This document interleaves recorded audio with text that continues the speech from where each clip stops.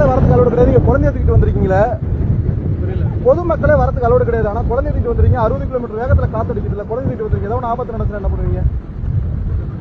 புரியல. அப்படி என்ன ஆக போதா? எக்ஸ்ப்ளோர் பண்ண வேண்டிய விஷயம். எக்ஸ்ப்ளோர் பண்ண வேண்டியதான். பாக்குறது இந்த மாதிரி எல்லாம் கிடைக்காது. தான் வரப்போகுது, வருஷத்துக்கு நடக்க போகுது, வருஷத்துக்கு ஒரு தடவை. அதனால சரி பாத்துட்டு போலாமே அப்படின்ட்டு வந்தோம். டிவில வேற நீங்க வேற காமிச்சிட்டே இருந்தீங்க, ரொம்ப இன்ட்ரெஸ்டிங்கா இருந்தது. சரி எப்படி கடல் ரொம்ப அலையா வருது, அது எப்படி இருக்குன்னு பாக்கலாம்னு கிளம்பி வந்திருக்கீங்க. நீங்க வந்து சரி பச்சை பிள்ளைய தூக்கிட்டு கையில வச்சுட்டு வந்திருக்கீங்களே, என்ன விஷயம்? அட்வென்ச்சர்ஸ் நிறைஞ்ச உலகத்துல அட்வென்ச்சர்ஸா இருக்கணும்னு பயப்படாதீங்க. ஒண்ணும் இல்ல, நாங்க புயல் வாரத்துலயும் கிராஸ் பண்றதுலயும் நாங்க போயிருவோம். நாங்க இந்த சரௌண்டிங்ல எங்கேயுமே கடையே இல்ல.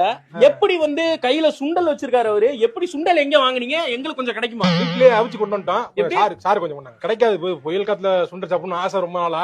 கடையில வீட்லயே சமைச்சு கொண்டு வந்து வீட்லயே சுண்டல் அவிச்சு இங்க கொண்டு வந்திருக்க.